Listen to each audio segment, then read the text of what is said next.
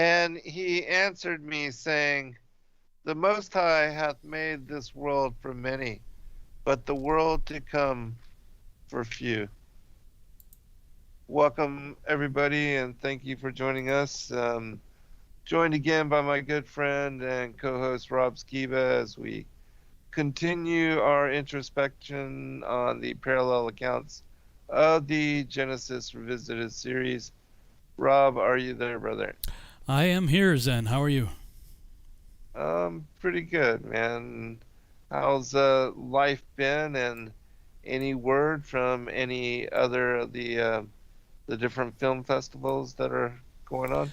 Yeah, they just had one just a few days ago. I haven't got the results back yet. I think they'll do the final judging and announce the winners on the 8th, so a couple more days, I guess, on that. And otherwise, just been working really hard to get my presentations done. They're done now. I'm just kind of in the process of hacking them down to try to keep it within a 2-hour time slot for the Take on the World conference that's coming up. Sweet.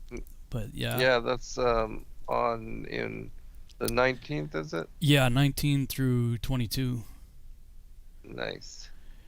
Yeah. And what are the three that you're presenting on again? So the first two, well, at least the first one's going to be very different than for what people are used to me talking about typically. You know, I'm used to, people are used to hearing me talk about the Nephilim or Nimrod or, government conspiracies or flat earth or whatever, Ephraim Awakening type stuff, Yehoah Triangle. But with all that we've all been through over the last 2 years especially, I just felt like there's a real need to address pain that a lot of people are dealing with, emotional pain primarily. Dealing with anger, fear, sadness type of root problems. So the first one's get on the road to freedom kind of thing through emotional healing. And then the second one is a complete redo of my Why We Need to Be Culturally Relevant lecture, which I was just looking at. The first time I ever did it was the first presentation I ever gave on the public stage. Was that right after I left my ministry, and we got a small video production studio, and I opened it up to the public and did that presentation. It's quite a bit different from that one, but it's 11 years almost to the day that I'll be giving it. So that's kind of cool. Wow. But really dealing with how media works, media manipulation, and how we absolutely have to be doing something on our part to occupy the mountains. I don't know how familiar you are with the Seven Mountain Prophecy. You familiar with that? No. The Francis Schaeffer is a pretty well-known theologian in evangelical circles, and Bill Bright, I think he's what is he? Campus Crusade for Christ, I think. And Lauren Cunningham is, I believe, Youth with a Mission. These three men had each been separately given different components that they believed that God was showing them on how to be more effective at reaching the world. And they got together one day and were talking, and as they began to share with one another what they felt that Yehoah had been showing them, they realized they had each been given separate components of a bigger vision, which when all combined morphed into what they call the Seven Mountain Prophecy. And what another way of looking at the mountains would be spheres of influence. So they identify like religion, government, family, education, media, arts and entertainment, business, and government as the mind molders of society, if you will. And their premise is, if we as believers can occupy these mountains of influence, then we will actually have an impact on our culture. Because right now we're not. I mean, and what I noticed about the Seven Mountain Prophecy, when you look at the seven mountains, the two mountains, one is labeled arts and entertainment as one mountain, and the other is media in general. Those two have an enormous influence on the other five. So it's like wow, if we don't occupy these, and I have to take some of the blame myself on the government mountain, because with my Babylon Rising work, I was all about you can't solve a spiritual problem with the political solution, blah blah blah. Your votes don't matter. All our presidents are related, which I still believe that. Right. But I believe it was Stalin that said it's not the votes that count; it's who counts the votes that count. Exactly. Yeah. And so I am now of the opinion that actually your votes do matter; they really matter. But it's the corruption that nullifies your votes. And I think, regardless of what people think about Trump, I think he proved that. With what happened just recently, and shone a light on why your votes didn't matter. Yes, your votes were legitimate. You cast votes and they are counted, but it's who counts the votes and how they count the votes and what votes they're throwing in there from dead people and Mickey Mouse and whatever, Right. that change the results. But I think this last one exposed the corruption Yes. in the system. Right. Where we go from there, who knows? But at any rate, I see too frequently the attitude that, well, Christians shouldn't be involved with that. And I'm like, if we're not, who do you think's going to be? If we're not getting actively involved at trying to be culturally relevant with any of those mountains, if we're not doing it, I'll tell you the other side is. They're moving forward with an agenda, and they'll tell you that, Right. And so anyway, I'm going to really be pounding on that. And actually, Rick Hummer's going to be talking along similar lines. He's speaking before I am about media manipulation and stuff like that. So I haven't seen his presentation, so I don't know exactly what he's doing, but I have a feeling mine will be a good follow-up to his. And then the third one will shift gears into stuff that people are more familiar with me talking about, and probably close out the weekend. Is the Revelation 12 Nuremberg connection, and really starting at 1543 in the Copernicus, when he published his book there, pretty much on his deathbed, and what happened since then, and how the Copernican revolution set the stage for the coming Great Deception. So that'll be stuff that people are more used to hearing me talk about. So very relevant topics. And I do agree with you. I think that a lot of people over the past year and a half are being forced to face just themselves, and they're prioritizing different things in life and coming to conclusion on what's important, what matters, and really, I mean, we're forced to reconsider everything that we thought was relevant, and there has been a lot of pain and suffering and serious, where people have been challenged in livelihood, or, the people, especially in the restaurant industry and small business, those things have collapsed because of all these shutdowns and all these forced, as far as social distancing and all of that. It's been a real trying time for a lot of people.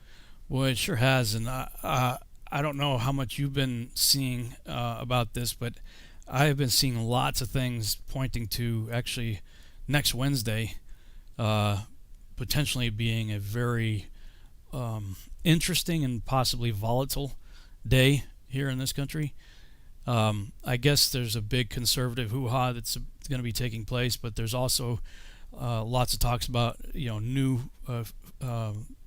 requirements and lockdowns, and very huge potential for a false flag, depending on, it's like if the right is getting together to do something, the left's going to be there to sabotage it. And I saw a commentator talking about the January 6th issue, and they're like, if it really was MAGA people, if it really was Trump supporters, if it really was conservatives that did a quote-unquote insurrection, the vast majority of these people are gun-toting Second Amendment people. They wouldn't have gone in there with flags. Like, if it was really truly a right-wing vast conspiracy to create an insurrection, that's not the way it would have went down if it was done by the right. I'm like, that's a good point. You know, Hmm. all, for me, all of it, and the people, the police officers that are committing suicide that were part of the Capitol Police on January 6th. There's like 4 of them, I think, now that have committed suicide, and Mm. none of them were suicidal type people. Right. They all Of were course. family people, and it's like, well, what are they doing? I mean, they're eliminating anybody that could give a contrary narrative to what really Yes, happened. exactly. But And that is always the modus operandi. yeah, and it's Yeah. amazing to me how many people buy it. I'm like, think, Right. people, think. Look at this person's most recent, Twitter or Facebook post. Is there anything that he's saying or that their families are saying that would lead you to believe these people were even remotely suicidal? No, they were Hmm. suicided. Exactly. Exactly. It's the same with that Forrestal character that was privy to some of the inner workings of these different CIA experiments with LSD on the soldiers and Yeah, things like that, and then they threw him out the window, said he committed suicide. And, it's always like that, and it's unfortunate for those police officers and their families, and but this kind of I kind of think that this thing happened to Pat Tillman as well when he was in Afghanistan. They shot him twice in the head to shut him up and to keep him quiet when he was going to go public about how they really what was going on in Afghanistan, and that they didn't need to be there, and that um, they were going after people who weren't even the real enemy. So yeah, that kind of thing happens a lot. It's unfortunate. yeah, it is. I did a show last night with Judd Burton, and he was talking. The show was about mythology and the origins of mythology. It was really cool. But during the show, Oh, he that's cool. mentioned something about uh, um, our troops being trained with like playing cards that had various cuneiform tablets depicted on them, and Uh-huh. like instructing them, if you see this, grab it, tag it and bag it, Hmm. and bring it back. And we're both Right. like, since when is that part of the job description? Yeah. What are they doing? And man, I mean, Yeah. but I want to put something forward here on your show. I'm going to be talking about it on a virtual house church this weekend and moving forward. But it's time for us to mobilize spiritually as believers and just start praying against all this stuff. You know, Yeah. I agree. because I mean, there's, I hate to say it this way, but it's like, has it come to that, right? It's like all we could do now is pray. Oh, really? Is it come to that? Is that all you? But Uh-huh. there's not much else we can do, Right. at the moment. But we can pray, and I think we need to be really deliberate and intentional. And a lot of things that we've talked about on this broadcast together, God's promises are conditional, and there's many times that it's an if-then. If you do this, then I will do that. Right. And Right. we talk about was it First Chronicles? If my people who are called by my name will humble themselves and pray and turn from their wicked ways, then I will hear from heaven and heal their land. So first we got to Yes. turn from Yes. our ways, but we need to pray. And my thought is, if we mobilize our audiences and everybody's praying with intent about the same thing at the same time, so Uh-huh. like if it's, I don't know, 3 o'clock Central Time, let's say, every day, that we just go to war, spiritually speaking, in prayer. Okay, you hear that, NSA, CIA, and everybody else, alphabet soup? I'm talking about praying. I'm not talking about insurrection. Uh, Right. you know, uh, I'm talking about praying and coming against the spiritual wickedness of this world. Because as I was going through Hmm. my presentation, the culturally relevant one, the beginning of it, I'm like, who runs the world? In the first part, I show sort of the earthling puppet master people that are pulling strings here. But then I go through scripture and show how both Yeshua and Paul tell you point blank that the god of this world is Satan, and that, Yes. as Paul said, we wrestle not against flesh and blood, but against principalities and powers and spiritual wickedness in high places. Well, Right. If that's who we're really supposed to be wrestling against, how many Christians actually are in that fight? Very few.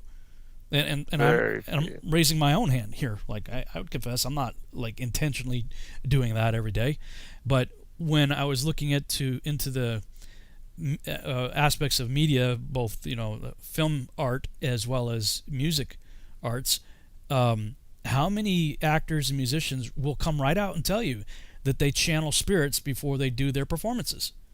Mm-hmm. And it's like, well, that's their form of prayer. They're tapping into the dark side. Right. How Right. much more should we be doing it on the good side? Mm-hmm. Yeah, absolutely. And I think that people don't realize the power of prayer and focus, intent, and coming together in two or three in His name. And um, so, yeah, I think that especially now that we're to this point where there's so few platforms, and even those, like, even what we're doing here, and what we've been doing in other places, we're fortunate to have survived this long, because so Yeah, many have been completely shut down, and their life's work, or what their life work on, certain platforms and channels, has been completely eradicated.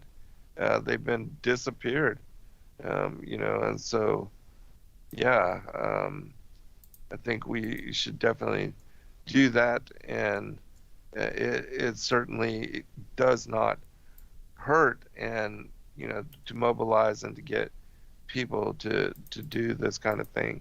I think it could have a powerful effect. well, there was a time when we were going through the Torah portions, and we come up on the one on Pinchas, who, when that couple was getting together and having sex at the tent of meeting, and he went out and got the Uh-huh. javelin and put it right through them both. I mean, Right. he is hailed as a man of who had expressed righteous indignation and actually enacted the will of God, doing what he did. And Uh-huh.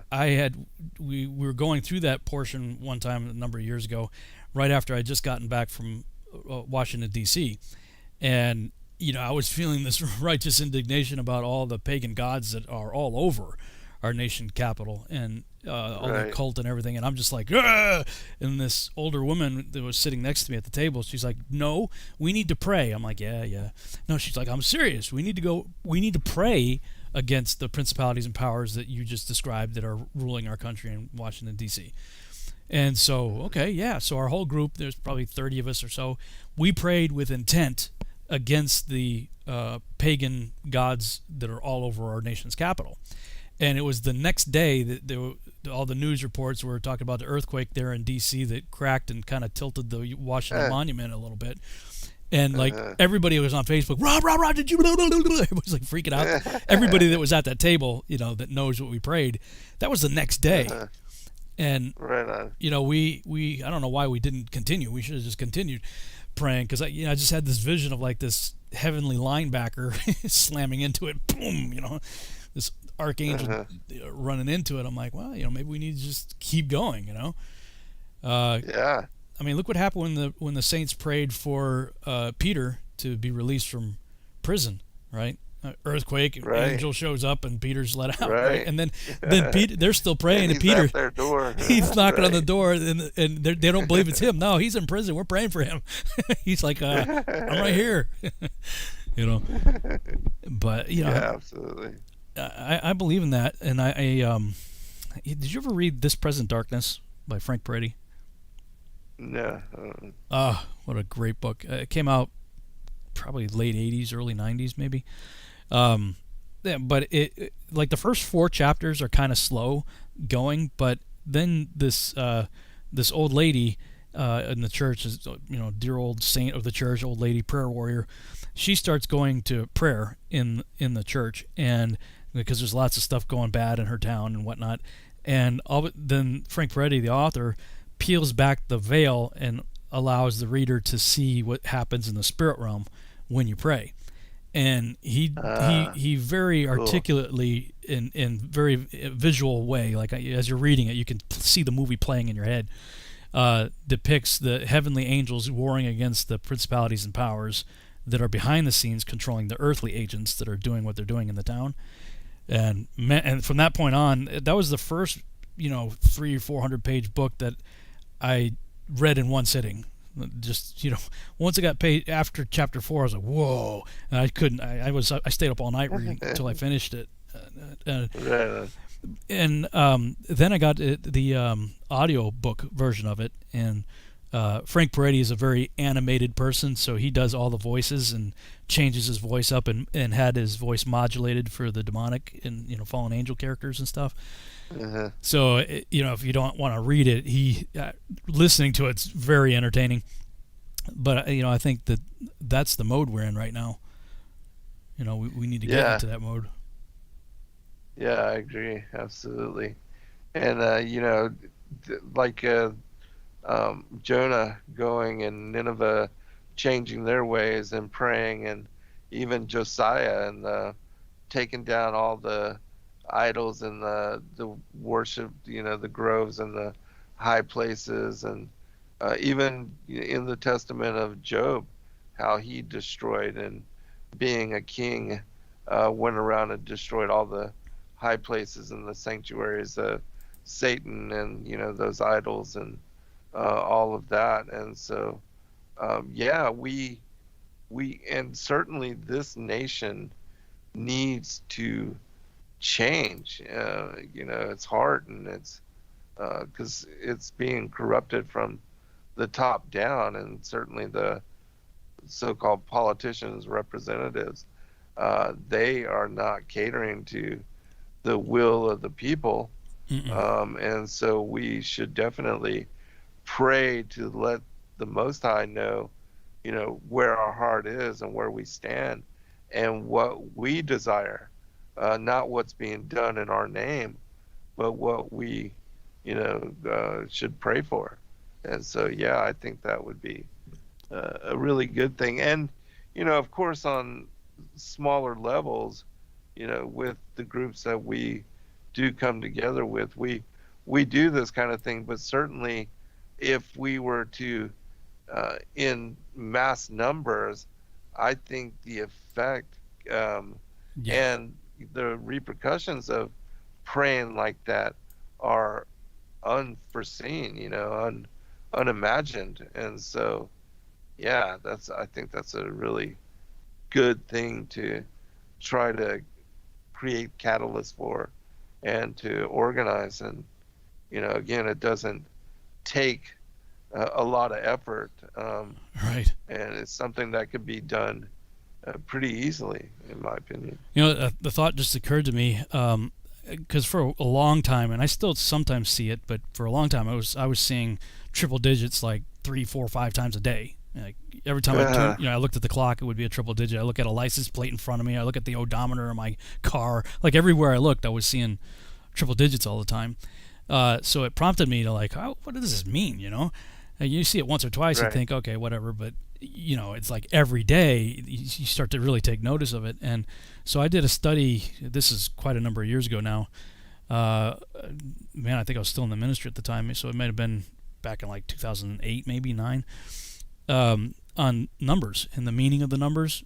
And Uh-huh. I one that stands out the most to me, so I'm just going to go ahead and declare it here now, is 444. And I remember the meaning of 444, at least according to the resources that I was finding at the time, was the meaning of 444 was God at work in the earth through his covenant people. So Nice. I'm just going to announce it here for my audience that let's do this at 444, and let's just say whatever your time zone is, because there's people listening Oh, yeah, from I all over like that. the world. So Right. so then literally for every hour, we have a worldwide audience. So every hour it's going to turn 444 someplace, right?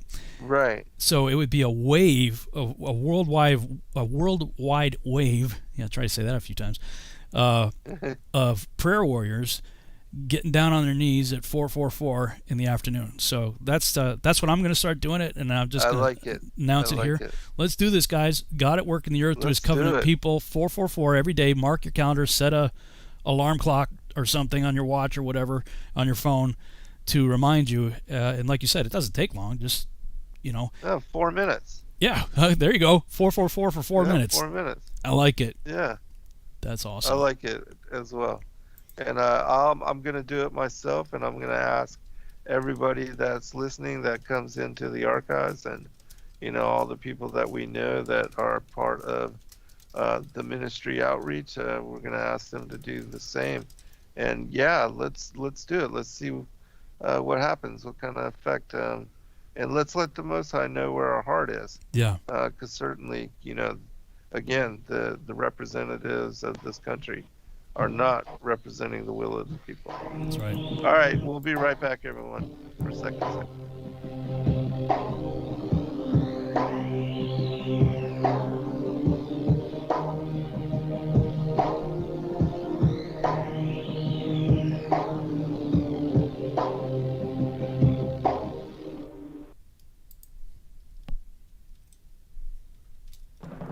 Hey everyone, it's Chris Gio, founder of Truth Frequency Radio and host of Beyond the Veil.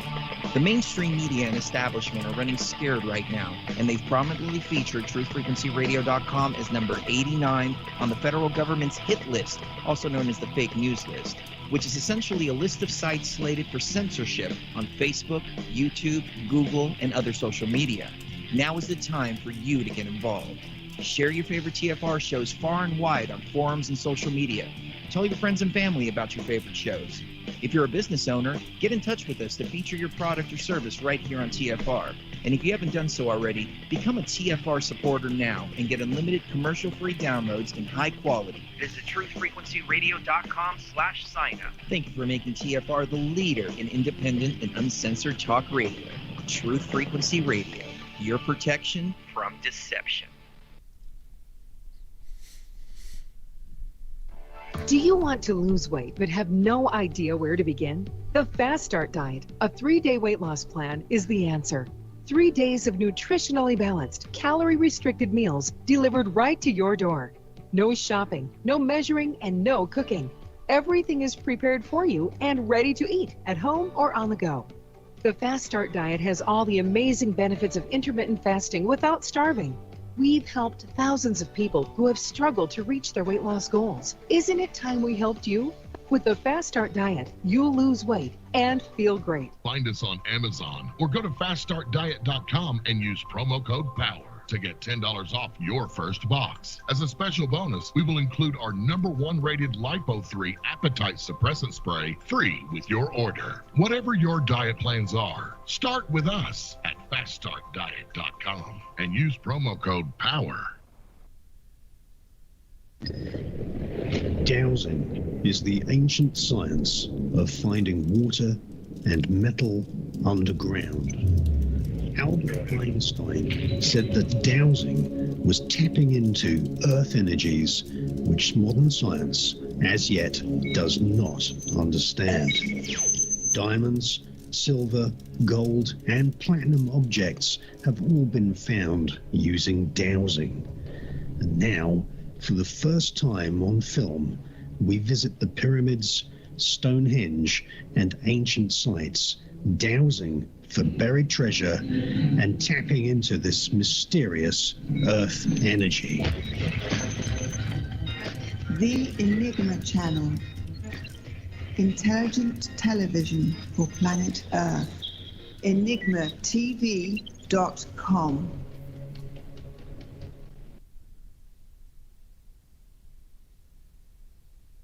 You're listening to the Truth Frequency Radio Network. No hate, no hype, no fear. And in those days, there were giants in the land, and the sons of the angels of God looked upon the daughters of men and found them fair, and took of them wives, and their sons became of old great men of renown. So they have been mixing with us on a genetic level since the time of Enoch and Ezekiel's will. Here on Earth, we're intrigued by the sun, moon, and stars. And imagine there's got to be planets like ours. So conceive of a face on the surface of Mars. So in need of a meaning and purpose we lost. And indeed they believe that these might be our gods. Or that maybe with time we'll do right and evolve. And eventually reach what they seek and then solve all the problems of man. But they really don't know that they fall. And the works of our hands are but just filthy rags. So we travel the lands to dig up our past. Time elapses and with it are much of the facts. Some imagine that God's been an alien class. All right, welcome back everybody for a second hour, and we just want to remind people again, 4:44 p.m. wherever you may be in the world, if you could just sit down and settle, humble yourself before the Most High and pray for 4 minutes in whatever it is that may be upon your heart, even if you just do the Lord's Prayer,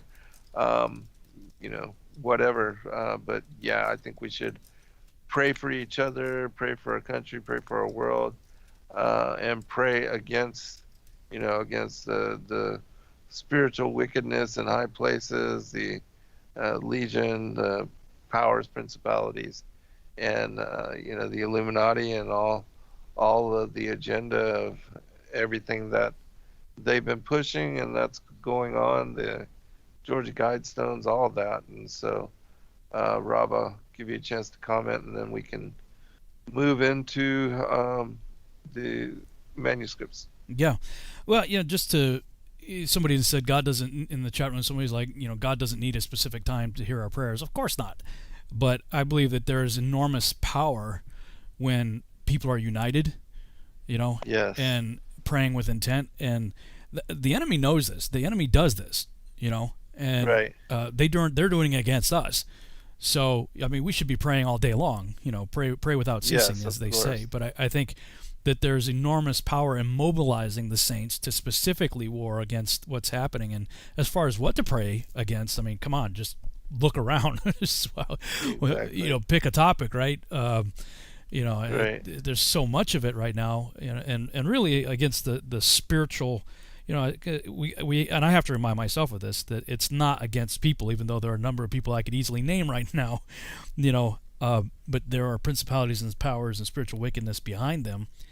But yeah, I think we need to be intentional. I think we need to be specific. Of course, if you want to do it for more than 4 minutes, great. The more the better. Yes, of course. Right. I would say that's at least a minimum. 4, yeah. Like come on. Right. Can you at least? Yes. And most people would take a 4-minute break, if they're at work or whatever, if they have to. Yeah. So yeah, I just think there's going to be enormous power behind that, and then we just watch what happens, because, frankly, on the human side, I think the DOJ is gone. Like I have right. very little hope in the judicial system right now. So right. hoping things will be resolved through the judicial system, at this point, I think it's completely gone. I mean, just what we saw with the selection process. Yeah, and so much more. That. I mean, what's going on with? Well, I'm not going to get into it, but no accountability. Yeah. And you were talking about people being deplatformed and stuff. Did you see that Dr. Mercola is being forced to take down his entire website? 25 years. What? 25 Oh my gosh! years. Wow. Yeah, he put out a video. I think it was this morning.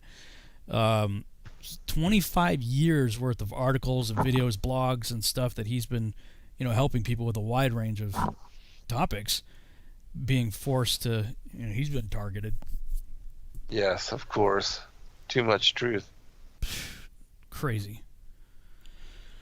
Okay. Other than that, last week on my show, I finished with reading the King James version of Genesis 46. So if you wanted to read the Targum, I could queue up Jasher and Jubilees.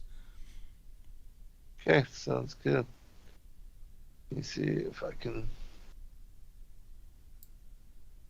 Pretty much 46, if I recall, last week was just mostly the names of the sons of Jacob and their children that went down. It was like, and these are the people that went down from the house of, Reuben. Did it come up? Or are you able to see? Yeah, that's Genesis 46. Yeah. Oh, you mean on yours screen? Yeah. Shares. Yeah, I did. Yep. Okay, good. Thank goodness. Yeah. Okay. 46 from the Targum. And Israel journeyed with all that he had and came to Beersheba and offered sacrifices to the God of his father Isaac. And the Lord spake to Israel in a prophecy of the night and said, Jacob, and he said, Behold me. And he said, I am God, the God of thy father. Fear not to go down into Mizraim on account of the servitude I have decreed with Abraham. For a great people will I make thee there. I am he who in my word will go down with thee into Mizraim. I will regard the affliction of thy children, and my word shall bring thee up from thence, and cause thy children to come up. But Joseph shall lay his hand upon thine eyes. And Jacob arose from Beersheba, and the sons of Israel journeyed with Jacob their father, their little ones, and their wives, in the wagons which Pharaoh had sent to carry him. They took their possessions and the substance which they had gotten in the land of Canaan, and came into Mizraim. Jacob and all his sons with him, his sons and his sons' children with him, his daughters and the daughters of his sons, and all his seed came with him to Mizraim. These are the names of the sons of Israel who came into Mizraim, Jacob and his sons. The firstborn of Jacob, Reuben, and the sons of Reuben, Hanok, and Phalu, Hetzron, and Carmi. The sons of Shimeon, Yamiel, and Yamin, Ochad, Yakin, Sochar, and Shaul. He is Zimri, who made the work of the Canaanites in Shittim. And the sons of Levi, Gershon, Kehath, and Merari. The sons of Yehuda, Onan, Shelah, Pheretz, and Zerach. But and Onan died on account of their evil work in the land of Canaan. And Shelah and Zerach had no children in the land of Canaan. But the sons of Pheretz, who went down to Mizraim, were Hetzron and Shamu. The sons of Issachar, sages and masters of reasoning. Their names were Tola, Phua, Job, and Shimron. The sons of Zebulun, merchants, masters of commerce, nourishing their brethren. The sons of Issachar, and receiving a reward like theirs.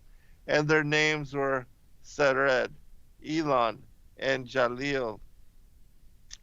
These are the sons of Leah, whom she bare unto Jacob in Padan Aram, with Dinah his daughter.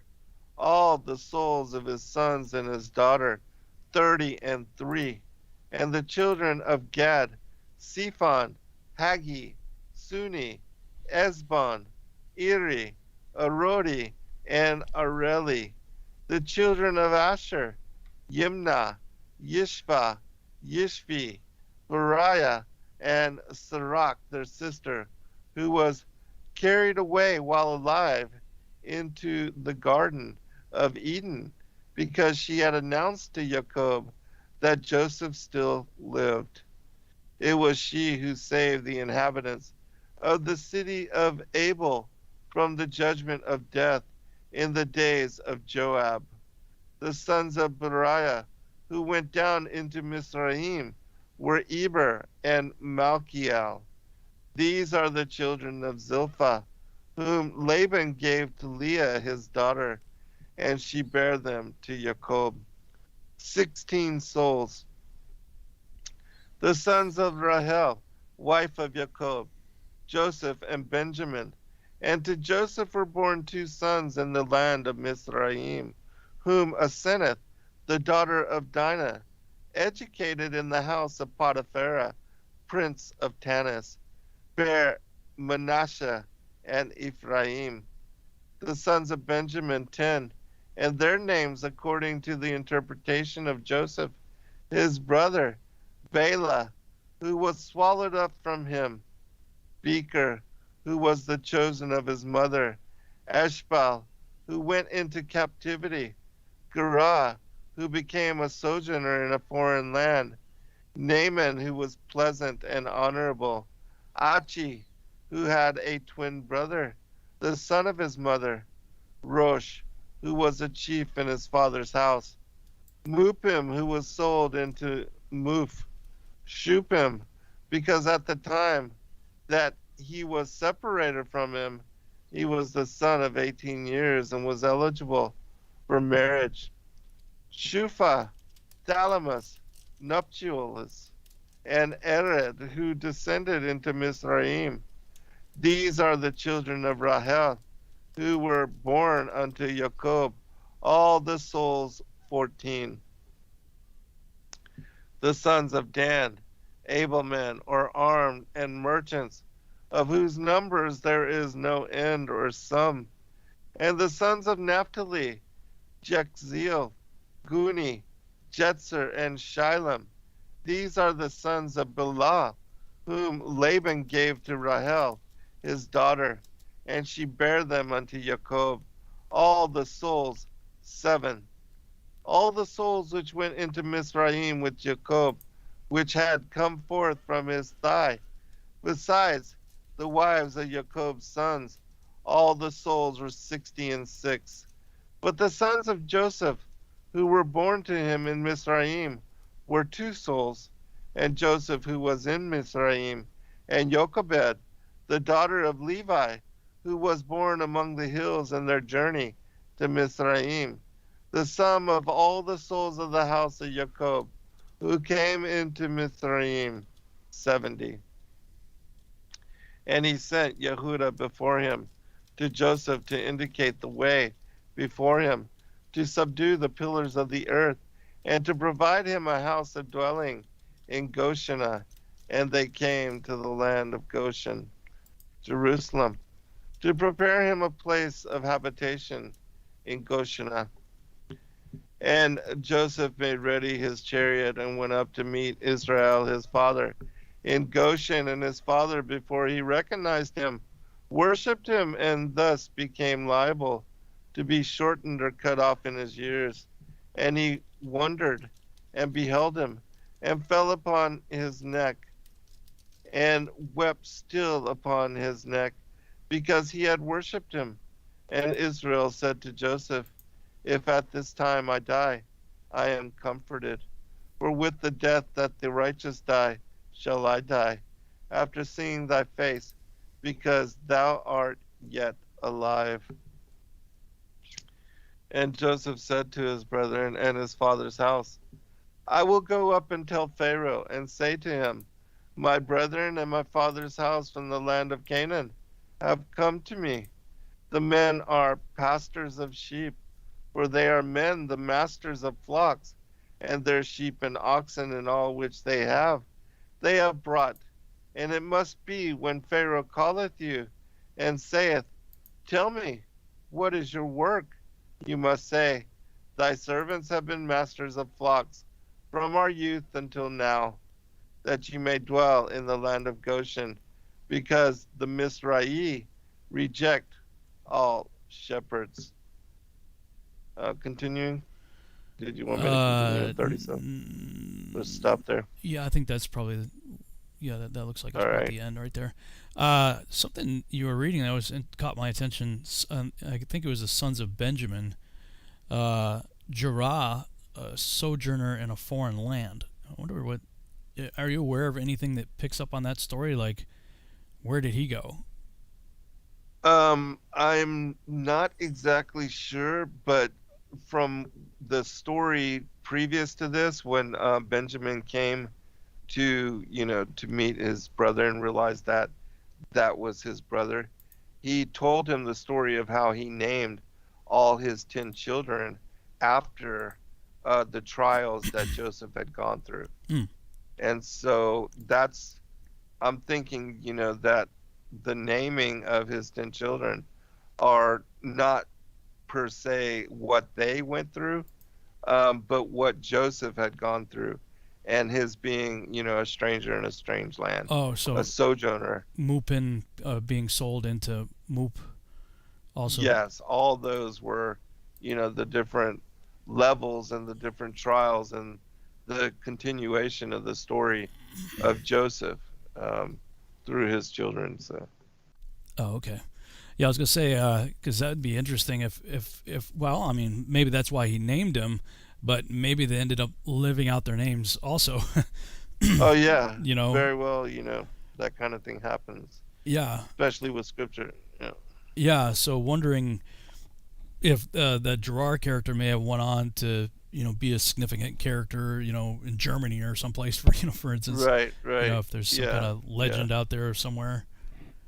Right. Because I've seen stuff like that in the past. You start going down these rabbit trails, and you're like, "Whoa, that's cool!"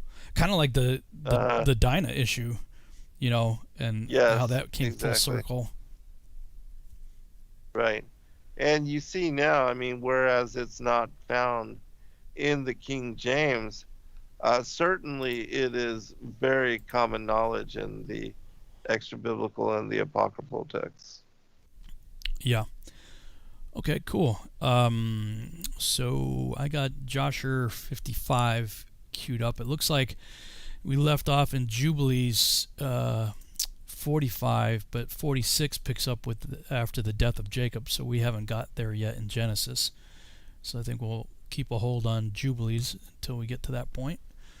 And all right. So basically I guess we're at the point of them coming down to Egypt, and that was just the who's who that came down. If I'll read Jasher 55 and see where that takes us, and if it doesn't get too far ahead, then I'll read Genesis 47. Okay, and I have the story of Jacob going down into Egypt from the Legends of the Jews. So. Okay, cool. Yeah, you can do that after do Jasher. Yeah, give your voice a break there. Yeah. Okay. Appreciate that. Yeah, the last two shows is like, okay, you got this show. The last one I had. Right. Man. All right. Jasher chapter 55. And it came to pass after this that Jacob said, I will go and see my son in Egypt, and will then come back to the land of Canaan, in which God had spoken unto Abraham, for I cannot leave the land of my birthplace. Behold, the word of the Lord came unto him, saying, Go down to Egypt with all thy household, and remain there. Fear not to go down to Egypt, for I will make thee a great nation. I'm going to pause there. When it comes to end times prophecy, and when I was doing my Yahuwah Triangle research and that whole study right there, I kept finding a pattern. And the reason I call it the Yahuwah Triangle is that if you can look at a map and take a pin and put it, I put on the Giza Plateau in Egypt, and in Jerusalem in Israel, and Babylon, Iraq. So those are the three pins on the map that when you connect them, you get the Yahuwah Triangle. Is that many times I was seeing things being birthed in Egypt and going from Egypt to Israel. And I came to believe that Adam may have been created from the sands of the Giza Plateau, and I give my reasons for that. But regardless, out of Egypt I have called my son, right?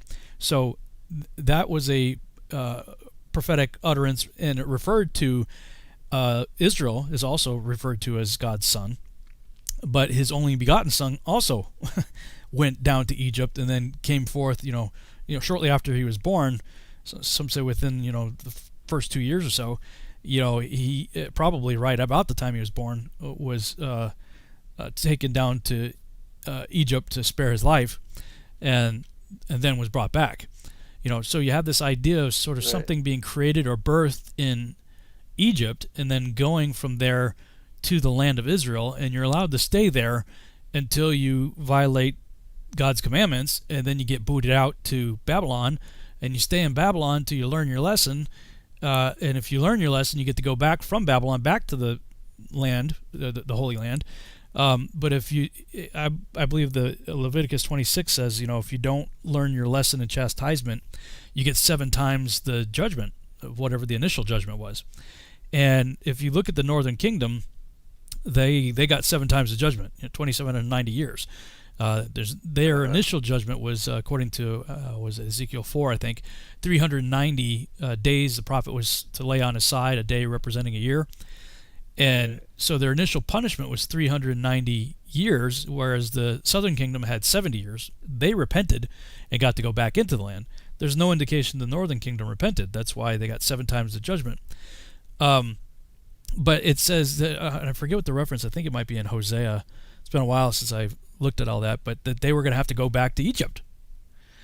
So I'm of the opinion that when the greater Exodus occurs, kind of wanted to get your thought on this if you've had any thoughts on this, but I'm of the opinion that, when you look at Jeremiah 23, Jeremiah 30, Jeremiah 31, the entire book of Hosea, Ezekiel 37 through 40, Isaiah 65, 66, you see all of these descriptions where Yahuwah says, I'm going to do it. I'm going to regather you. And Jeremiah refers to it as a greater Exodus that, it's going to be so great that it's going to make the Exodus of Moses pale in comparison. And I believe the reason for that is because we're going to be pulled from all over the world. I mean, I don't know if they're going to split the Atlantic Ocean or what, but it's going to be a massive gathering, that will dwarf and make the one of it's going to make the one of Moses look like nothing, and that, if you look into the Exodus of Moses, that was massively, incredibly, wow, what happened. And this is going to be even greater.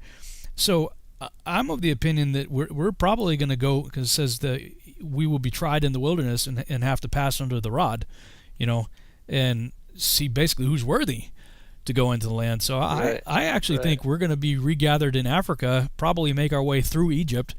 And again, the son being called out of Egypt, we're going to be called from Egypt into the Promised Land about the time that he's ready to bring the New Jerusalem down. That's very interesting. I didn't know if you had any thoughts on any of that, but that's kind of where I'm at with that. And because that's where he made them a great nation. He didn't make them a nation in Canaan. He made them a nation in Egypt. Yeah, that's very interesting. I've never considered that, but I find that biblically the theme of what happened in the past always seems to have a repeat. And especially in the end times, I think that there will be connection, like the Garden, Revelation, Eden, and Armageddon, all those kind of things. And so, it would not surprise me at all. And just when you were speaking about that, I had thought of how, because Egypt is the idols and a land set up by the fallen angels, and how even when Christ went there in infancy, they were cast forth from some of these places because the idols would bow down to him and would fall and be broken asunder. Wow. And and I could see how that the Most High Yahuwah is showing his superiority, and that kind of thing even repeating, being gathered there and then led into the Holy Land. How there it could be even a connection of that, because we have the earthquake as well with the return of Christ and all the cities and everything collapsing and being destroyed. I could see how Egypt could be turned to dust, the idols fall, and a lot of those cities set up by the fallen angels and megalithic cyclopean architecture could bow down to his majesty, and then those that are worthy being led into the sanctuary of New Jerusalem for the seventh day of rest. So I could totally see something like that. And, again, it chronicles his majesty in the same manner that in the Exodus, Yahuwah leading his people through Moshe out of the bondage of Israel, which at that time was, Egypt was the greatest nation in the world. And certainly during the time of Joseph, they came to own great wealth. Yeah. And that people had to give of even the wealth that they had in order to purchase the corn that was so greatly abundant in Egypt, but that was found nowhere else in the world. And, you can't eat gold or even property or, whatever. And so people were giving up tremendous wealth. And this is also found in some of the other stories about, wow. Wow. Yeah. All right. We'll be right back for a second hour.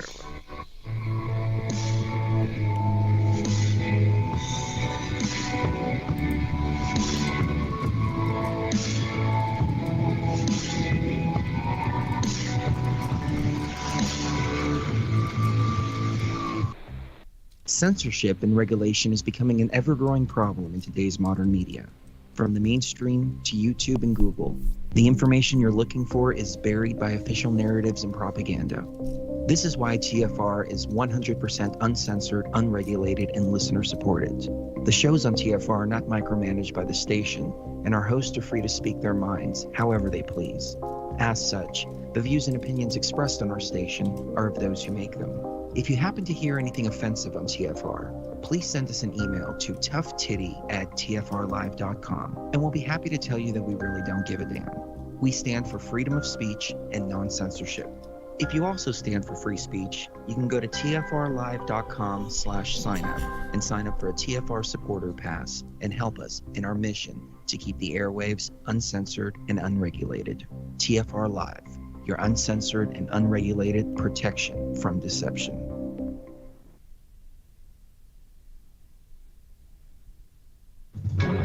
What should have been waffles is eaten for breakfast. It's the Onion Radio News. This is Doyle Redland reporting. Area man Dan Gooderman plowed unenthusiastically through a bowl of oatmeal with cream and raisins today, fully aware that he could have been eating golden butter-soaked waffles instead. Gooderman later admitted to reporters that ever since his waffle maker broke down last summer, he has approached breakfast with sad resignation. Breakfast really isn't the same unless there's a waffle in there somewhere. Gooderman only recently resumed eating lunch after forgetting to purchase sandwich bread for a record 67 consecutive weeks. Calling it the loveliest weapon in U.S. aerospace history, officials at Langley Air Force Base said the Bell 8600L Defender helicopter will never be used. Although armed with dual laser cannons and S-7 heat-seeking nuclear missiles, military brass say it is more akin to a calm lake or precious newborn fawn. General Hem Winfield. It's a technological triumph and aesthetically perfect. Oh, so beautiful. She is my queen. Winfield then stroked the craft lovingly. Finally in the news, scientists unveiled a major breakthrough in the world of laugh tracking today with the demonstration of a 30 billion terabyte plasma beam laugh-o-meter capable of isolating the tiniest subatomic laugh particles. Project head Frederick Jenkins has high expectations for his new device. With this incredible invention, we can finally isolate that specific point where chuckle ends and chortle begins. Critics of the new technology warned that it could possibly create a warp in the laugh-time continuum and turn the known universe into a cold, humorless cinder. Doyle Redland for the Onion Radio News. Wherever you are, make it TFR. Truth Frequency Radio.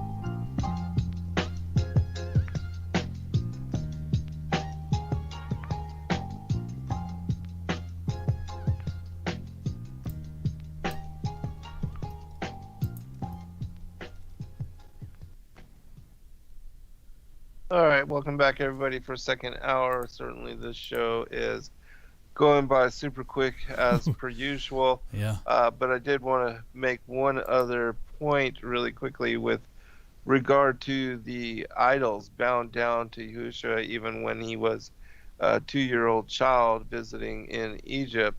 That in the same manner that this occurred, we had during the time of the trial, when he went before Pontius Pilate, the Roman soldiers that were holding the banners all bent and humbled themselves before Christ as he entered into the trial hall for persecution. And the Jews, the Pharisees, they were very angry at this, and so Pontius asked the soldiers, the Roman legionnaires, why they bowed the banners to Christ in homage to him, and they said they did no such thing. They did not recognize him as any kind of king or authority, but the banners themselves bent in homage before him. And so when he went and reported that to the Pharisees, they didn't believe it, and so they put their own people, all of them gathered the banners and held them, and the same thing occurred when Christ came into the hall. The banners all bowed in homage before him. And so, even the inanimate objects of the world recognize the authority of the Son of God and humble and bow themselves before him. And so even the rocks and everything recognize and speak out as to his majesty and his authority, in the same way that Legion also recognized him as their tormentor, and that had asked him if he had come before the time. Wow, that's cool. Yeah, it is really cool. That's in the Gospel of Nicodemus as well. Oh, nice. That story. During the break, I did a quick search because people were asking, what's the significance of 444? Where did you get that? I'd have to go back and look and find all the research I did back then. It's been a long time since I looked at it, but it was kind of a fun study of just looking at, chapter 4, verse 44, if there was, some chapter 4s don't go that high. So I just did like biblical searches for combinations like chapter 44, verse 4, and each book, any books that had a 44 or a chapter 4 with the 44th verse. It was doing combinations like that, and then finding other resources. There's one I just posted in the link in the chat room. It's a fairly long page, so I'm not going to go through all this here, but just the first couple paragraphs says, according to the book of the appointed times of Jesus the Messiah, there exists an interesting relationship between the meaning of the number 444 and Christ's earthly ministry. As our biblical timeline of Jesus' life shows, I guess there's a link to something, his ministry began on September 11th in 26 AD, the same day the devil began his 40 days of temptation. This day fell on a Wednesday, the fourth day of the week. September 11th was not only the Day of Atonement in 26, it was the start of the Jubilee year, and it gives scripture references there. In Jesus' first recorded public address in Nazareth, he links his ministry and message to this special period of liberty and freedom, which occurred every 50th year and was announced on Atonement, Leviticus 25. Anyway, it goes on, and I haven't vetted this site, so I can't vouch for their meanings of numbers here. But just from the first couple paragraphs that I read there, or first few sentences, it looks like they're tracking along similar lines to what I had found. But whatever resource it was that I was looking at had come to the conclusion that the meaning of 444 was essentially God at work in the earth through his covenant people. So for people who are wondering where I got that. Right on. And just excellent. To clarify, it's 4:44 p.m. in whatever your time zone is, wherever you are in the world. So the idea would be that we create a spiritual prayer flood, a wave that washes around the world every day, from wherever the first time it occurs at 4:44 all the way to the last time it occurs at 4:44 every day. We just send, for a minimum of 4 minutes. We'll just prayer bomb. Yes. So that'd be pretty cool. Yes, awesome. Very cool. Okay, let me switch back over here. So he's going to make a great nation of them there in Egypt, is where I left off in chapter 55 of Jasher. Picking up verse 3. And Jacob said within himself, I will go and see my son whether the fear of God is yet in his heart amidst all the inhabitants of Egypt. And the Lord said unto Jacob, Fear not about Joseph, for he still retaineth his integrity to serve me, as will seem good in thy sight. And Jacob rejoiced exceedingly concerning his son. At that time Jacob commanded his sons and household to go to Egypt according to the word of the Lord unto him. And Jacob rose up with his sons and all his household, and he went out from the land of Canaan from Beersheba with joy and gladness of heart. And they went to the land of Egypt.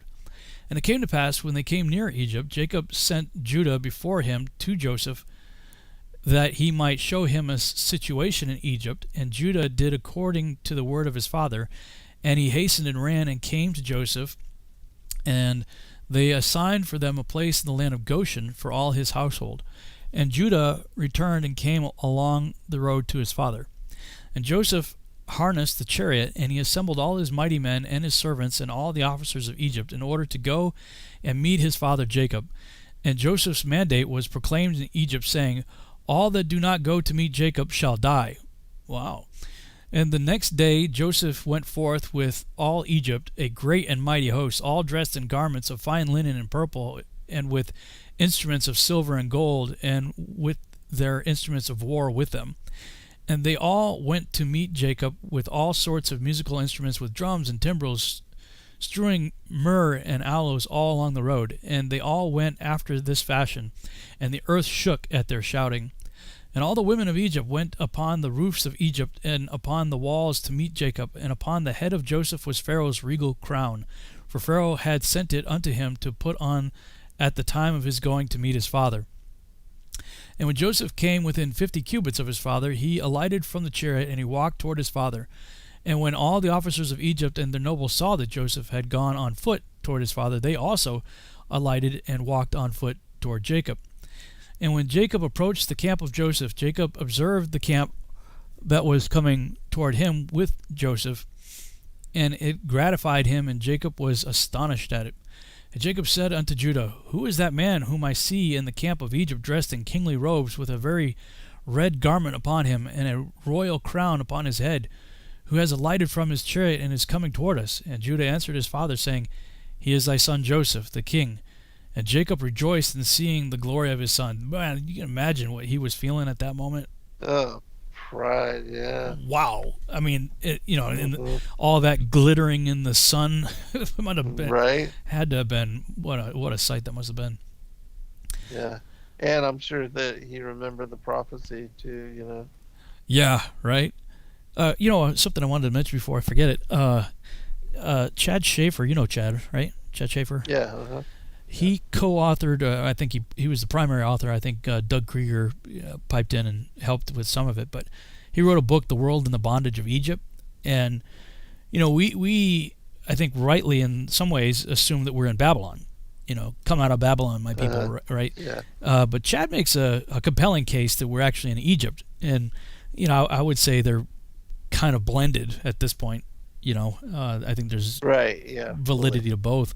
But he makes an interesting case that the world is held in the bondage of Egypt, and if you think in terms of what's happening in the world right now with regard to secret societies and the Illuminati and clandestine secret societies in the background pulling the strings and that sort of stuff, that's all based on Egyptian lore, myths of Osiris type stuff. And even the Eye of Ra. Yeah, in the back of your dollar bill and all that, right? Right. So it's interesting. That was just popping into my head with regard to the Greater Exodus and coming out of all that. Okay. Verse 14. And Joseph came nigh unto his father, and he bowed to his father, and all the men of the camp bowed to the ground with him before Jacob. And behold, Jacob ran and hastened to his son Joseph, and fell upon his neck and kissed him. And they wept, and Joseph also embraced his father and kissed him. And they wept, and all the people of Egypt wept with them. And Jacob said unto Joseph, Now I will die cheerfully after I have seen thy face, and thou art still living and with glory. And the sons of Jacob and their wives and their children and their servants and all the household of Jacob wept exceedingly with Joseph, and they kissed him and wept greatly with him. And Joseph and all his people returned afterward home to Egypt. And Jacob and his sons and all the children of his household came with Joseph to Egypt. And Joseph placed them in the best part of Egypt in the land of Goshen. And Joseph said unto his father and unto his brethren, I will go up and tell Pharaoh, saying, My brethren and my father's household and all belonging to them have come unto me, and behold, they are in the land of Goshen. And Joseph did so, and took from his brethren Reuben, Issachar, Zebulun, and his brother Benjamin, and he placed them before Pharaoh. And Joseph spoke unto Pharaoh, saying, My brethren and my father's household, and all belonging to him, together with their flocks and cattle, have come unto me from the land of Canaan to sojourn in Egypt, for the famine was sore upon them. And Pharaoh said unto Joseph, Place thy father and brethren in the best part of the land, withhold not from them all that is good, and cause them to eat of the fat of the land. And Joseph answered, saying, Behold, I have stationed them in the land of Goshen, for they are shepherds. Therefore let them remain in Goshen, to feed their flocks apart from the Egyptians. And Pharaoh said unto Joseph, Do with thy brethren all that they say unto thee. And the sons of Jacob bowed down to Pharaoh, and they went forth from him in peace. And Joseph afterward brought his father before Pharaoh. And Jacob came and bowed down to Pharaoh, and Jacob blessed Pharaoh. And he then went out, and Jacob and all his sons and all his household dwelt in the land of Goshen. In the second year, that is, in the 130th year of the life of Jacob, Joseph maintained his father and his brethren and all his father's household with bread according to their little ones all the days of the famine. They lacked nothing. And Joseph gave unto them the best part of the whole land, the best of Egypt, and they all the days of Joseph. And Joseph also gave them and unto the whole of his father's household clothes and garments year by year. And the sons of Jacob remained securely in Egypt all the days of their brother. And Jacob always ate at Joseph's table. Jacob and his sons did not leave Joseph's table day or night, besides what Jacob's children consumed in their houses. And all Egypt ate bread during the days of the famine from the house of Joseph, for all the Egyptians sold all belonging to them on account of the famine.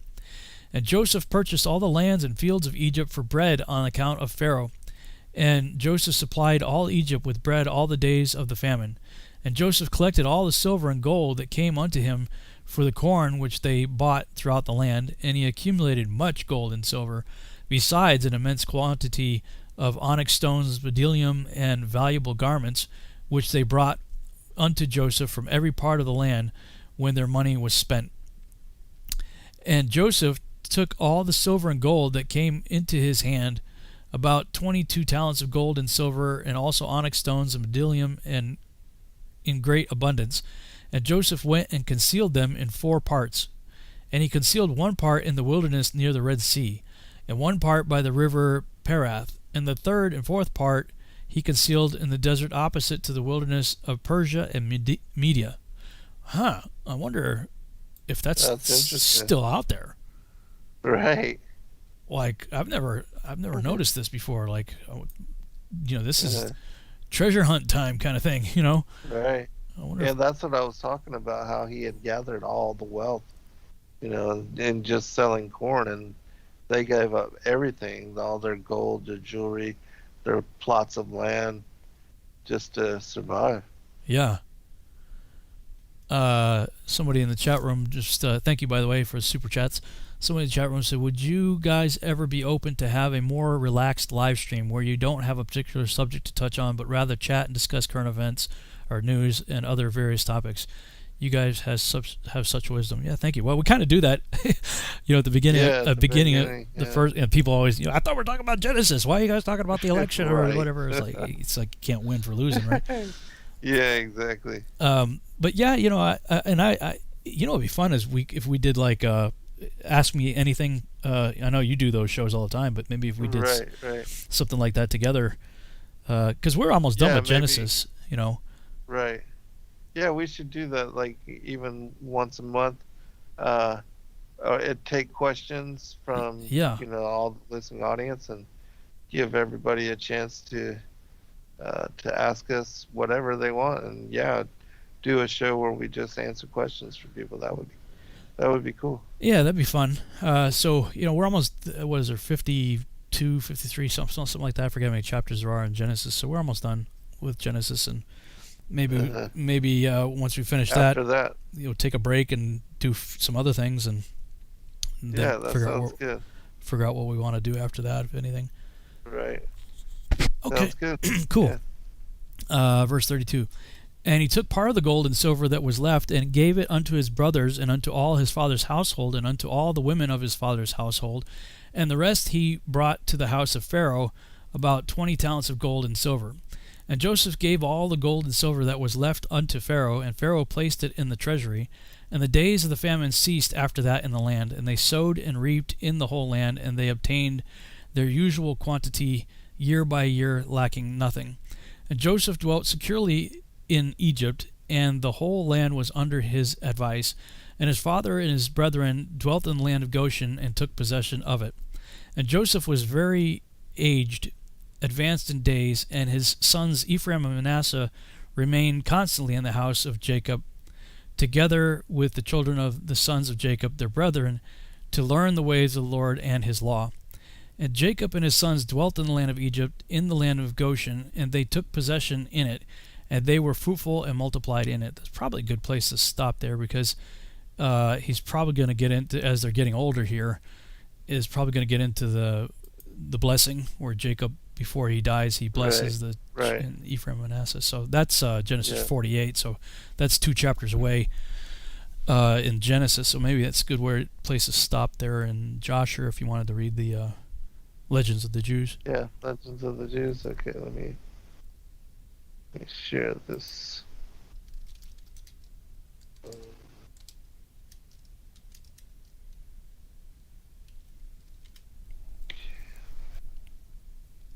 There we go.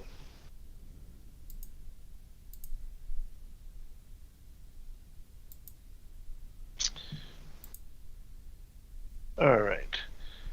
Then Jacob and the members of his family put on the clothes Joseph had sent, among them a turban for Jacob, and they made all preparations to journey down into Egypt and dwell there with Joseph and his family. Hearing of his good fortune, the kings and the grandees of Canaan came to wait upon Jacob and express sympathy with him in his joy, and he prepared a 3 days banquet for them. Jacob, however, would not go down into Egypt without first inquiring whether it was the will of God that he should leave the Holy Land. He said, "How can I leave the land of my fathers, the land of my birth, the land in which the Shekinah dwells, and go into an unclean land, inhabited by slaves of the sons of Ham, a land wherein there is no fear of God?" Then he brought sacrifices in honor of God, in the expectation that a divine vision would descend upon him and instruct him whether to go down into Egypt or have Joseph come up to Canaan. He feared the sojourn in Egypt, for he remembered the vision he had at Bethel on leaving his father's house. And he said to God, "I resemble my father, as he was greedy in fulfilling his maw. So am I, and therefore I would go down into Egypt in consequence of the famine. As my father preferred one son to the other, so had I a favorite son, and therefore I would go down into Egypt to see Joseph. But in this I do not resemble my father. He had only himself to provide for, and my house consists of 70 souls, and therefore am I compelled to go down into Egypt. The blessing which my father gave me was not fulfilled in me, but in my son Joseph, whom peoples serve, and before whom nations bow down." Then the Shekinah addressed Jacob, calling his name twice in token of love.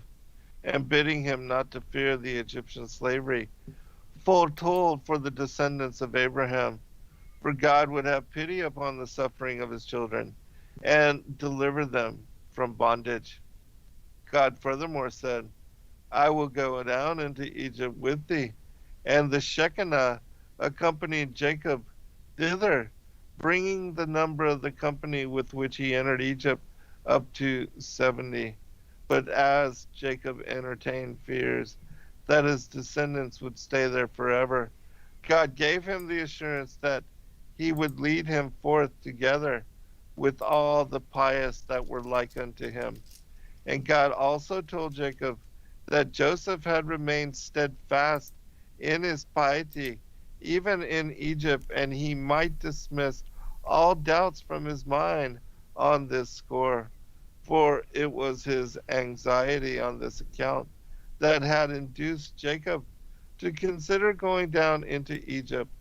He wanted only to make sure of Joseph's faithfulness and then return home.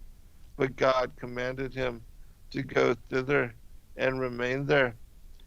Before Jacob left Canaan, he went to Beersheba to hew down the cedars that Abraham had planted there and take them with him to Egypt. For centuries, these cedar trees remained in the possession of his descendants. They carried them with them when they left Egypt, and they used them in building the tabernacle. Huh. Wow. Yeah, very interesting. Although Joseph had put wagons at the disposal of his brethren for the removal of his family from Canaan to Egypt, they yet carried Jacob upon their arms, for which purpose they divided themselves into 3 divisions, one division after the other, assuming the burden. As a reward for their filial devotion, God redeemed their descendants from Egypt. Judah was sent on ahead by his father to erect a dwelling in Goshen, and also a Bet Ha Midrash, that Jacob might set about instructing his sons at once after his arrival. He charged Judah with this honorable task in order to compensate him for a wrong he had done him. All the years of Joseph's absence, he had suspected Judah of having made away with Rachel's son. How little the suspicion was justified, he realized now, when Judah in particular had been assiduous in securing the safety of Benjamin, the other son of Rachel. Jacob therefore said to Judah, Thou hast done a pious, God-bidden deed, and hast shown thyself to be a man capable of carrying on negotiations with Joseph. Complete the work thou hast begun. Go to Goshen, and together with Joseph prepare all things for our coming indeed. Continued Jacob, Thou wast the cause of our going down into Egypt, for it was at thy suggestion that Joseph was sold as a slave, and also through thy descendant Israel will be led forth out of Egypt. When Joseph was informed of the approach of his father, he rejoiced exceedingly, chiefly because his coming would stop the talk of the Egyptians, who were constantly referring to him as the slave that had dominion over them. Now, thought Joseph, they will see my father and my brethren, and they will be convinced that I am a freeborn man of noble stock. In his joy and anticipation of seeing his father, Joseph made ready his chariot with his own hands, without waiting for his servants to minister to him. And this loving action redounded later to the benefit of the Israelites, for it rendered of none effect Pharaoh's zeal in making ready his chariot himself with his own hands to pursue after the Israelites. When the Egyptian nobles observed their viceroy completing his preparations to meet his father, they did the same.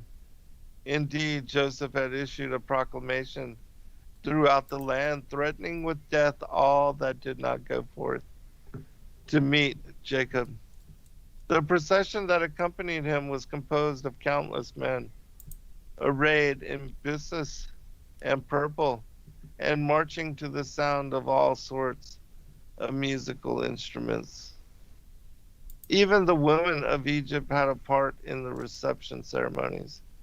They ascended to the roofs of the houses and the walls of the cities, ready to greet Jacob with the music of cymbals and timbrels. Joseph wore the royal crown upon his head. Pharaoh had yielded it to him. Wow. Okay, we'll pick it up on the other side, final segment. Man, this show's Be right back, really everyone. going by fast. Really fast. It's crazy.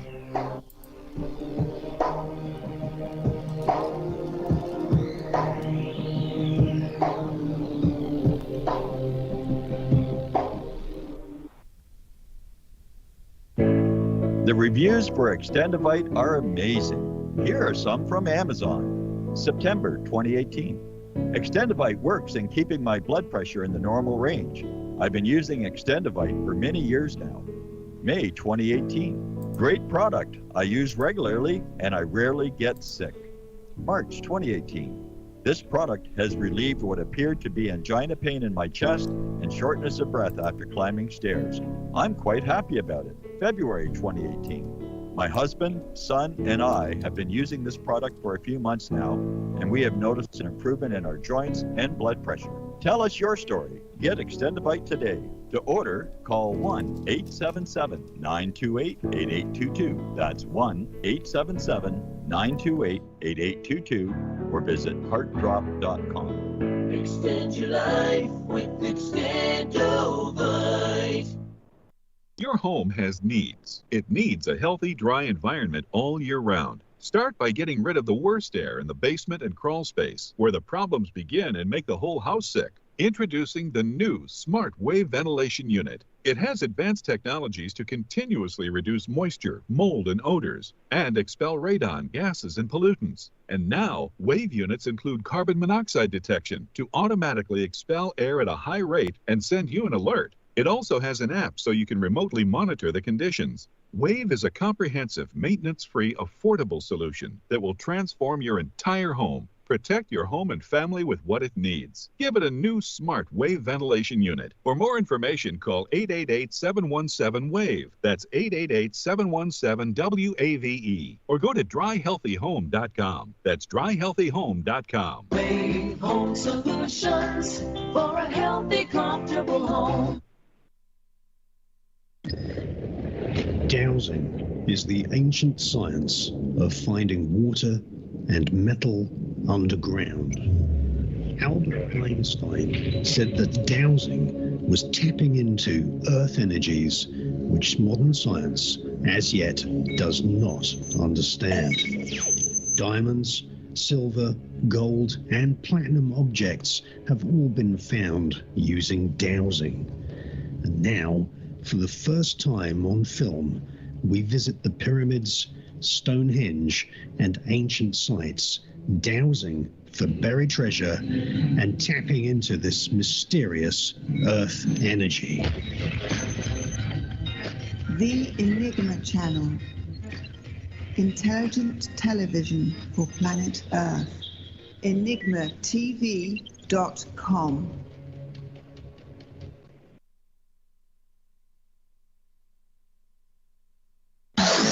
No hate, no hype, no fear. We are TFR, your protection from deception.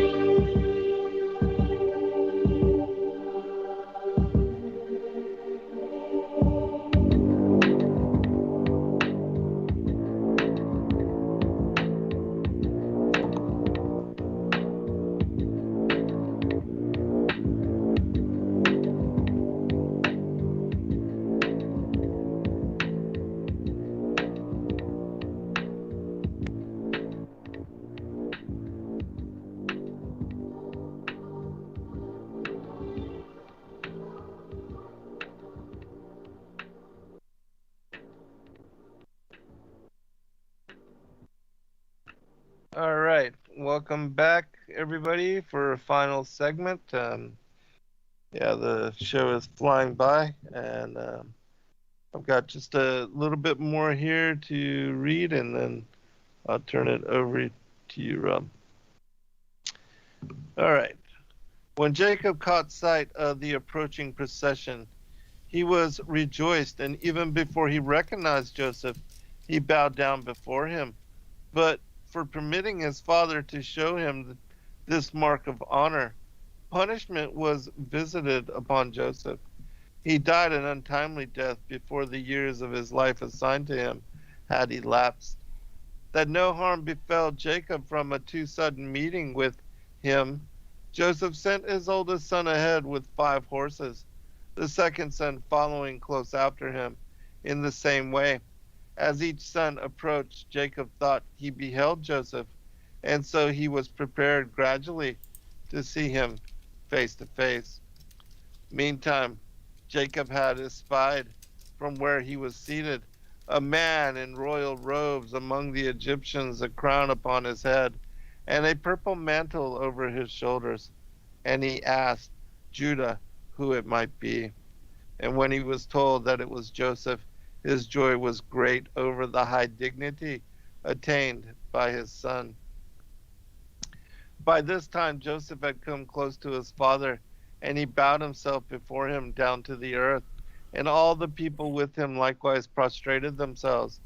Then Joseph fell upon his father's neck, and he wept bitterly. He was particularly grieved that he had permitted his father to bow down before him, but a little while before without hindering it.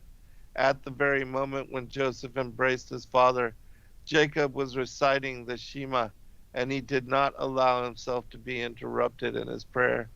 But then he said, "When they brought me the report of the death of Joseph, I thought I was doomed to double death, that I should lose this world and the world to come as well. The Lord had promised to make me the ancestor of 12 tribes, and as the death of my son rendered it impossible that this promise should be realized, I feared it had incurred the doom by my own sins, and as a sinner, I could not but expect to forfeit the future world too. But now that I have beheld thee alive, I know that my death will be only for the world here below." Such was the manner of Jacob's arrival in Egypt.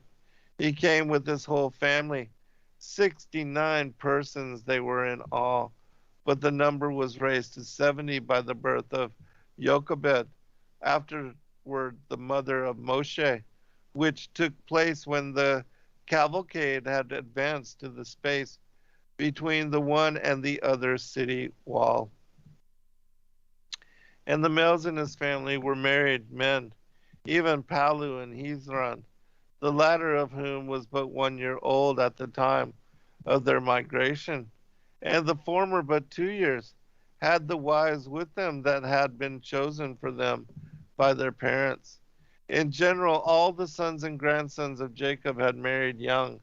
Some of them had been fathers at the age of 7. Wow, that's crazy. Fathers at age 7. Wow. Yeah, that seems. Well, I mean, but we've talked about that before, though. That yeah, you know, they started young. It's a lot different than Western society today. Mm-hmm. Right. And they still lived a little bit longer than we do now, but yeah. Joseph took some from among his brethren and presented them to Pharaoh. He chose the weakest of them that the king might not be tempted to retain them in his service as warriors. And as he did not desire his family to live at close quarters with the Egyptians and perhaps amalgamate with them, he introduced them as shepherds. The Egyptians worshipped the constellation of the ram and paid divine honors to animals, and they kept aloof from shepherds. Pharaoh therefore was inclined to grant Joseph's wish to give them the pasture land of Goshen for their sojourning place, the land that was theirs by right, for the Pharaoh that took Sarah away from Abraham by force had given it to her as her irrevocable possession. Huh? I don't remember that. That's interesting. So that was a sort of a consolation Gift. for what Yeah. he had given Sarah. I don't remember exactly that he gave, her the land of Goshen, but I do remember that he gave her many gifts and presents, because they were restored from their their deficiency. they were having a bad day, bad time Yeah, there. right. Wow. Yeah, exactly. So that was already, that's interesting. So they Yeah, had that is interesting. already sort of had a claim. A claim, yeah. Yeah. Just to, you had said something earlier about how, in reference to like declaring the end from the beginning, that the things that happen in the beginning are going to have a repeat.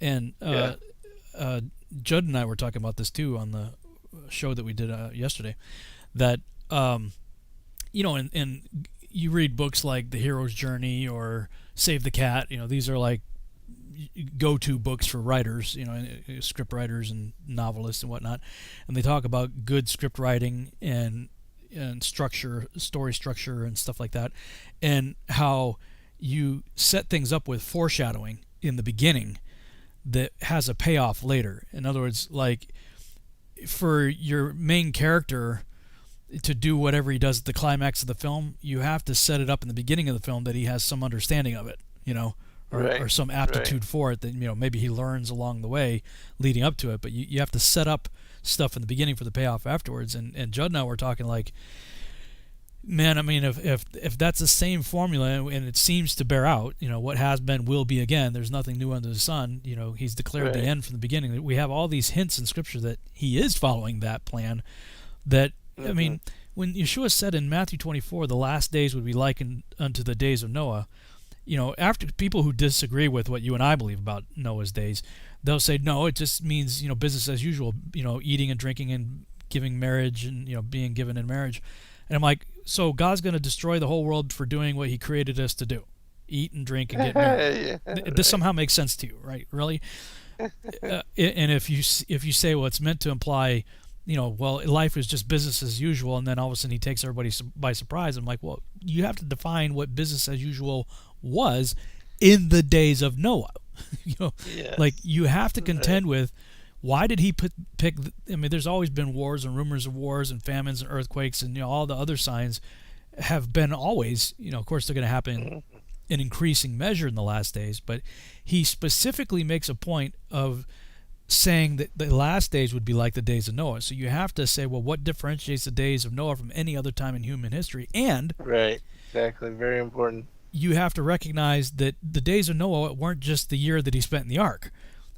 Yes. He had 300 or 949 other years. He lived 950 years. So there was 600 years before the flood, a year of the flood, and 349 years afterwards.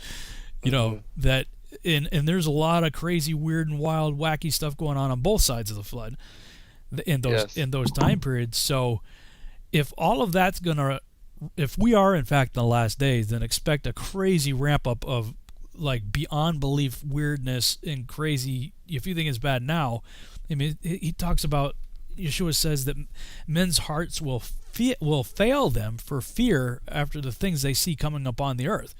That when Esdras talks about in the last days pregnant women will give birth to monsters, and Isaiah talks about, speak to the gate, you rulers, and giants are coming to fulfill his wrath, and the Joel 2 army and the bottomless pit opening up, and fearful signs in the heavens. Why do you think disclosure and all that is ramping up? I mean, hang on, guys. Like, get ready. Exactly. Yeah, very well said. And yeah, I do agree with you that the disclosure and the whole foundation, even in biblical cosmology, coming to the forefront in this time, is, I believe, the stage for what is the strong delusion and the foundation for even the whole ancient alien theory and the rise to popularity of the Sumerian mythology. The ancient aliens created us and left, and they're coming to save us again. All that is part of strong delusion and the setup for the coming of the Antichrist. Which that's going to be one of your talks at the conference. That's also what I spoke about at in my presentation to Take on the World last year. The definitely disclosure and what's been happening with the Navy and how they've all brought that to the forefront, and even the pilots are being allowed to speak about it in a serious tone and manner. There's congressional meetings on all that stuff. So this is all coming full circle, and this is the same kind of thing.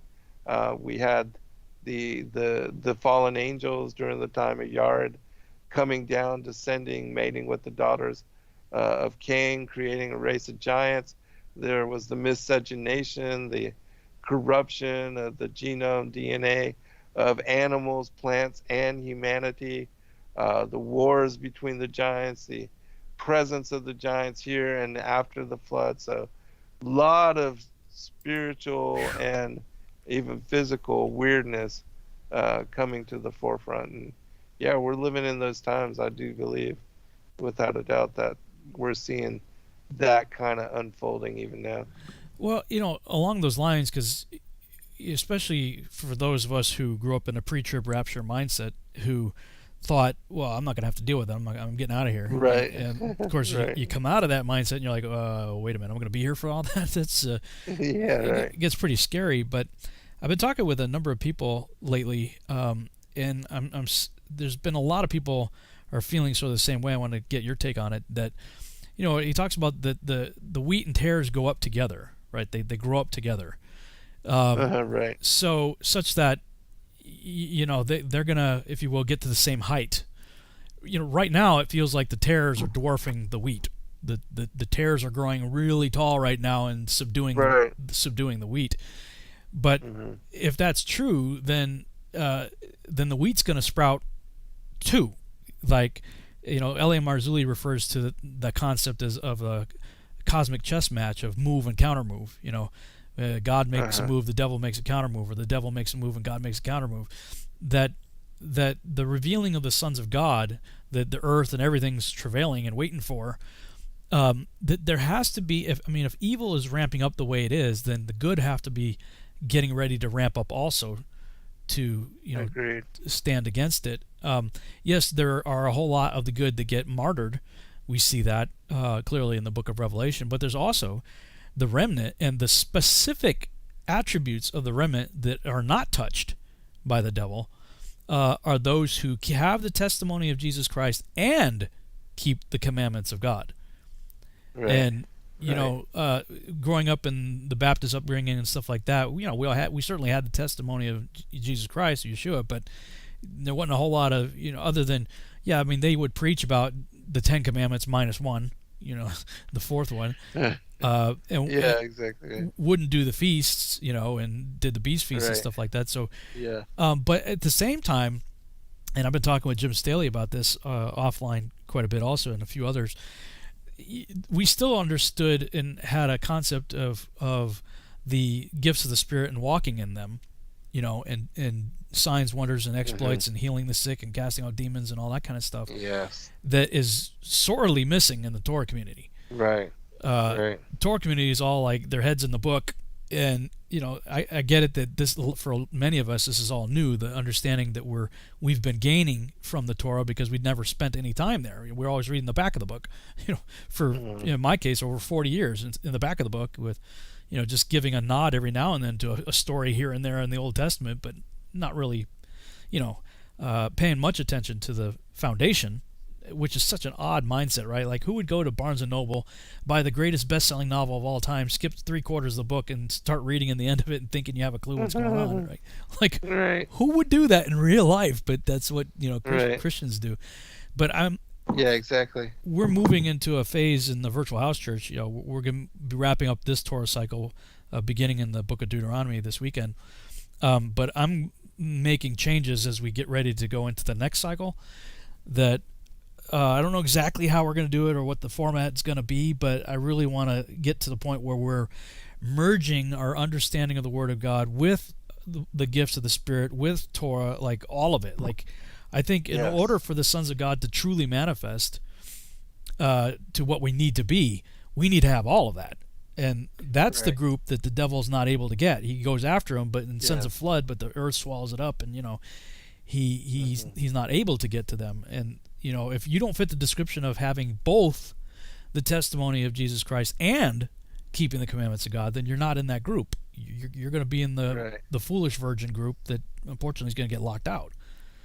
So my whole thing is to equip myself and to try to equip others to get in the wise virgin camp. Yes, absolutely. And I think, again, part of the work of what we are doing is making people recognize that and that capacity.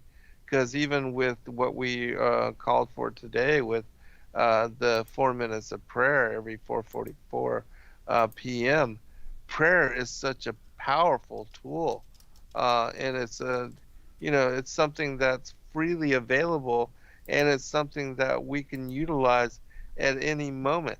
And I also believe that prayer is something that, even though we can do it, it's something that we come to be, that we're living prayer, and that it's a state of mind that once you achieve that recognition where you understand that your intent, your thoughts have the power of manifestation, and that with the co-creative aspect of our being created in the image of God, that with that recognition and empowering others to also come to such acknowledgement, that we can't measure that potential or the consequences of us coming together in union, even if it's for that 4 minutes of that day, as the groups that decide to join in union, the amount of prayers rising up to the throne room of God, and the appeal, the things that we're calling for, the things that we're, and just even the gratitude, just the acknowledgement, the thanksgiving, the gratitude to the Most High for all the blessings and the bounty that He pours upon us. And even in just doing the Lord's Prayer, in asking for forgiveness and repentance, and also doing that to the others that have trespassed against us. I mean, forgiveness, that's a very powerful thing as well, because one thing in the world, and I think a lot of people have been challenged with some of the pettiness that they have harbored in their hearts, that have allowed them to separate from their loved ones, and that have kept them apart. There's people that haven't spoken to their loved ones in years, just because of an argument that they don't even remember what the source and origin of it was, but yet they still feel and hold on to whatever hatred, whatever it is in the heart that keeps that division alive.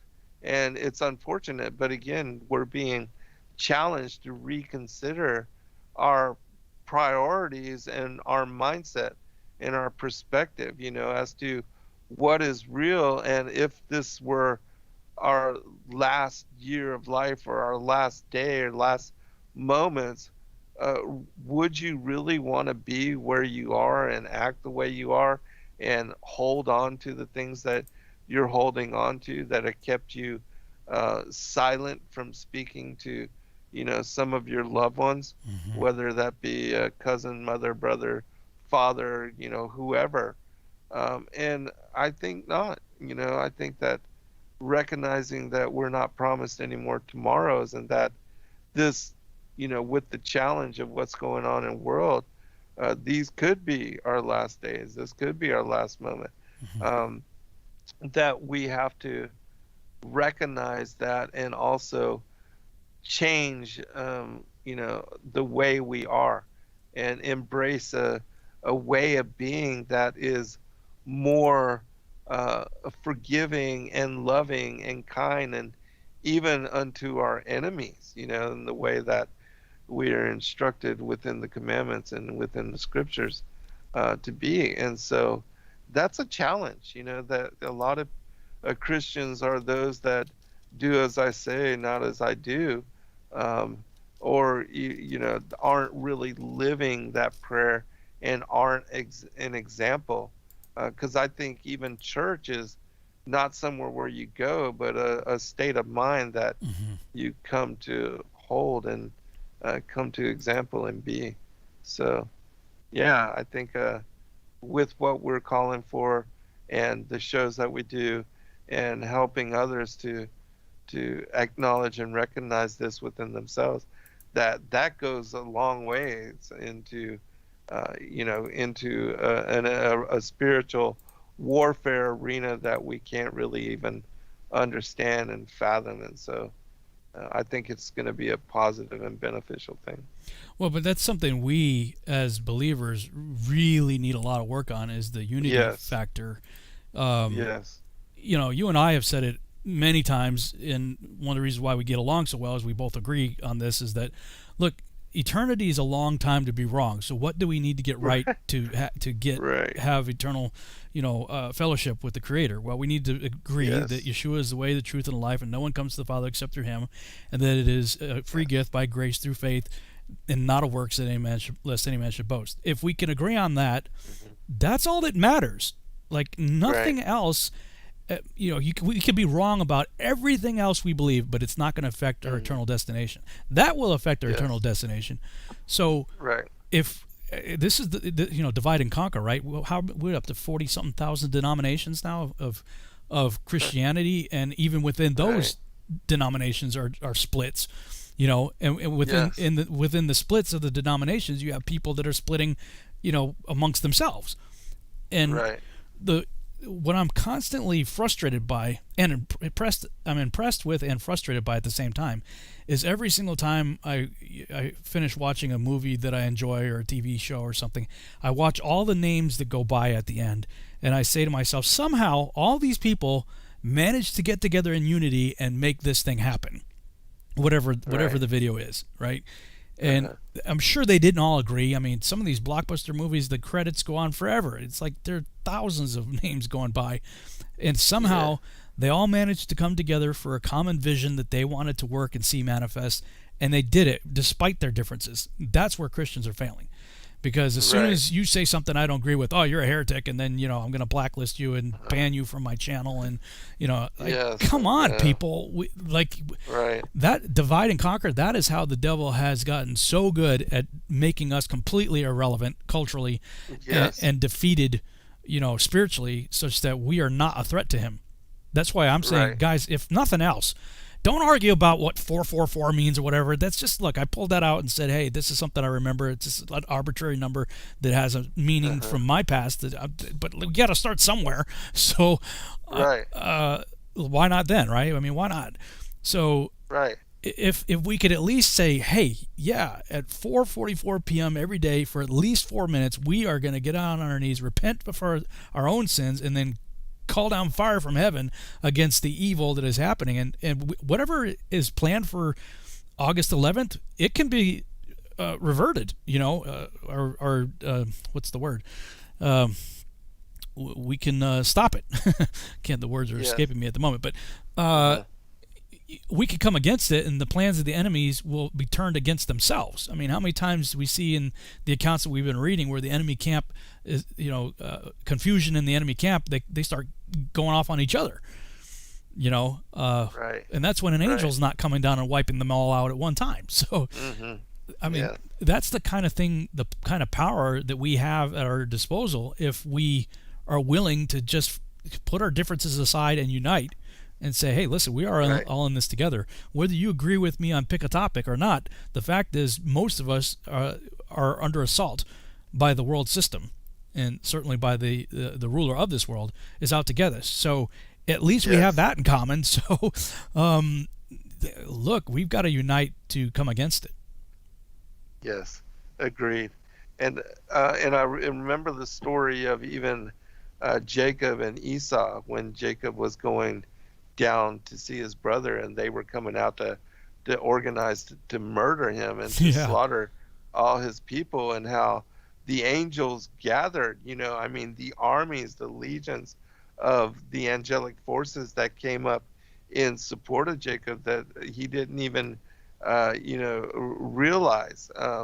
And so that's the kind of potential that is there. And remember, just even one angel, the angel of the Lord, Yahushua, slaughtering all the armies of Sennacherib, it's powerful. Good all word. right, brother, another good show. All right, man. See you next week. All right, God bless all. Good night. Good night, everybody.